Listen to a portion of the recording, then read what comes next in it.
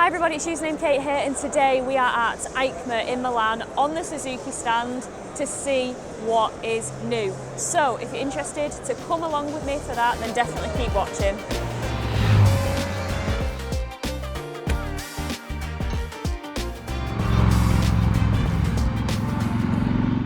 Right everybody, so I'm on the Suzuki stand bringing you a bit of freshness, a bit of new. Suzuki have just unveiled their brand new SV7 GX. Now this was not on my bingo card whatsoever, but I think it looks lovely. It's kind of a crossover model between the SV650 and the Suzuki V-Strom 650. So yeah, I think Yamaha's Tracer 7 should be worried, because this is definitely created to compete with that.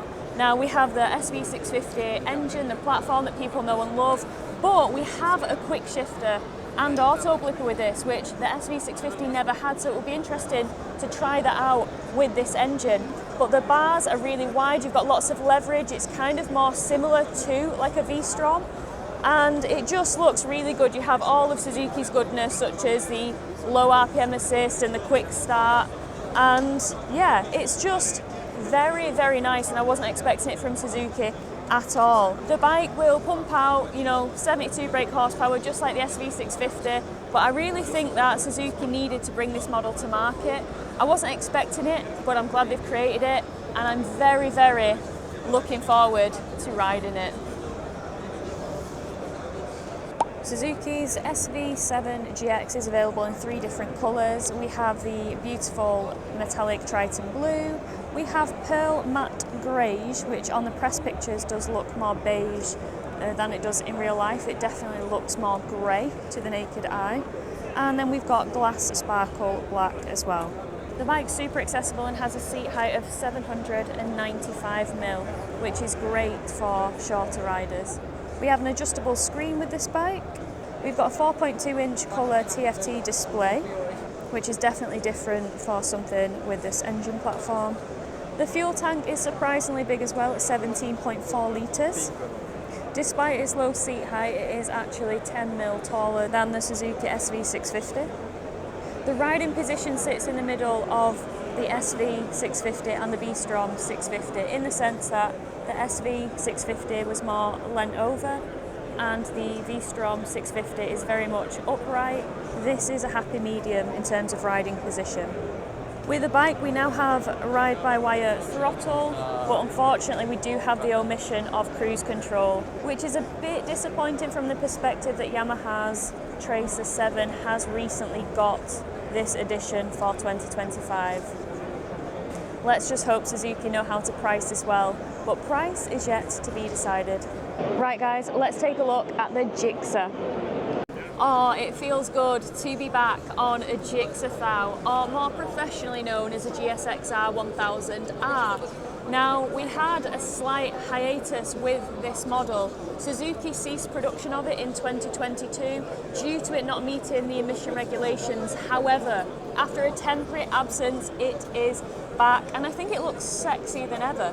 So for 2025 or 2026, we have some style updates, we have some electronic updates, and we have some engine updates. So the engine is now fully Euro 5 Plus compliant. We've got the winglets that everybody seems to either love or hate. And we now have the inclusion of a 6-axis IMU.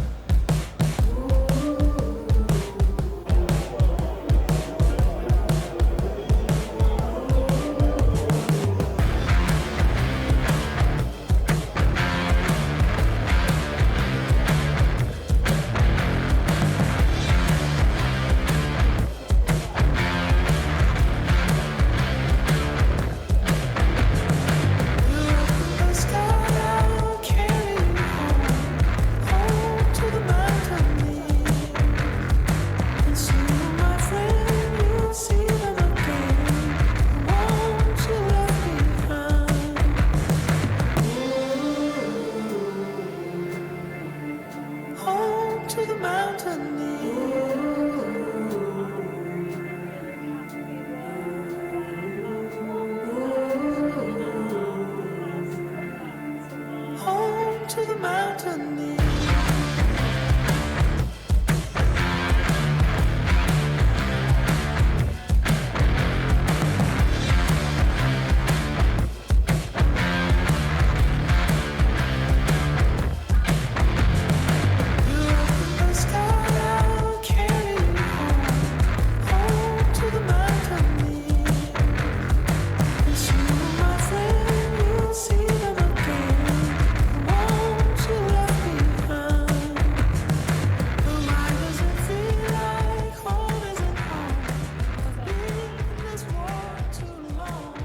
Well guys, this is a bike that you're probably very familiar with, but some of the tweaks to this bike have flown under the radar. So this is Suzuki's GSX-S1000 GX, and it's the Plus because it's got the panniers with it as well.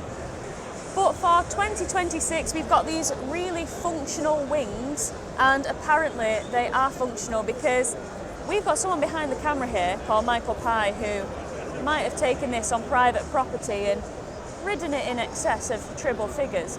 And when you are riding, you do find that this bike can feel a bit flighty and a bit vague on the front end. So apparently the wings are here to kind of combat that light feeling and flighty feeling when you're pushing on in track level, you know, speedo figures.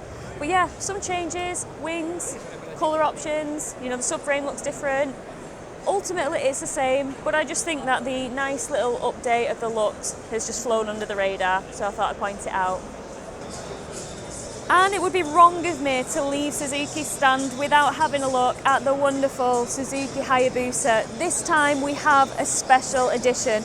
Just look at the attention to detail on this. The paint scheme is glistening, it's really beautiful, it stands out.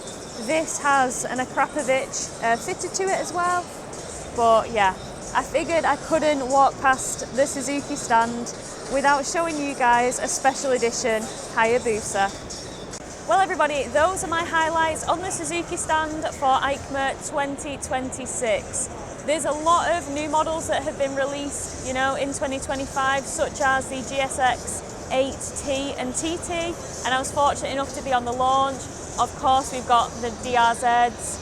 So they have been quite active in pumping out a few new models for this year, but yeah, that I did not expect to see a SV7 GX at all, so that totally has taken me by surprise. Guys, what do you think of that bike? Do you think Suzuki need it in the lineup? Do you think they were crying out for it?